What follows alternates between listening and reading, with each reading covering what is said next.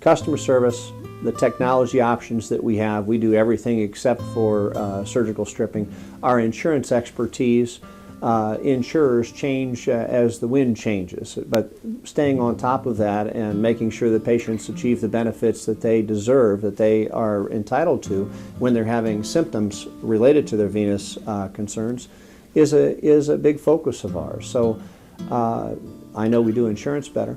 I know that we have more treatment options, giving us more flexibility with insurers. If you don't do but one treatment option, you're really limiting what you can deliver outcome-wise for your patients, and you're limiting what you might be able to deliver when it comes to getting insurance coverage for a patient.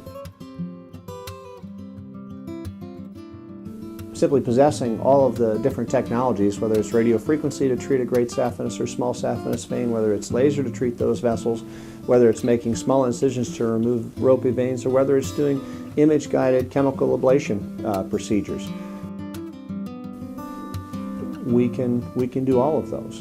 Couple that if a patient has cosmetic concerns and it's small veins on the leg, I don't just have cosmetic sclerotherapy services, but I have laser and pulsed light to provide the icing on the cake for those tiny vessels that just won't go away with traditional injections. So when it comes to the things that separate us, there's nobody that cares more about patient outcomes than we do. There's nobody that's going to be a patient advocate more than my team when it comes to communicating with you on what you need with your insurance carrier, and then ultimately what we communicate to your insurance carrier as your advocate. And when it's all said and done, having the flexibility to provide an array of services allows us a greater ability to meet patient expectations.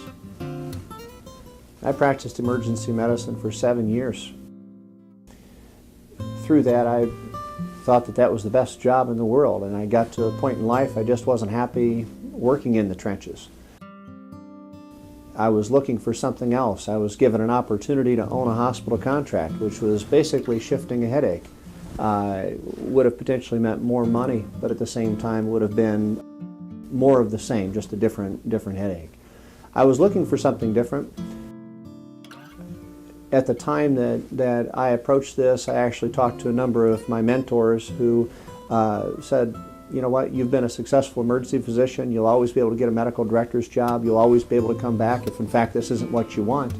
I had some say, well, you're going to get bored because you need the adrenaline rush. I had others say that there's just no way you could be happy treating varicosities.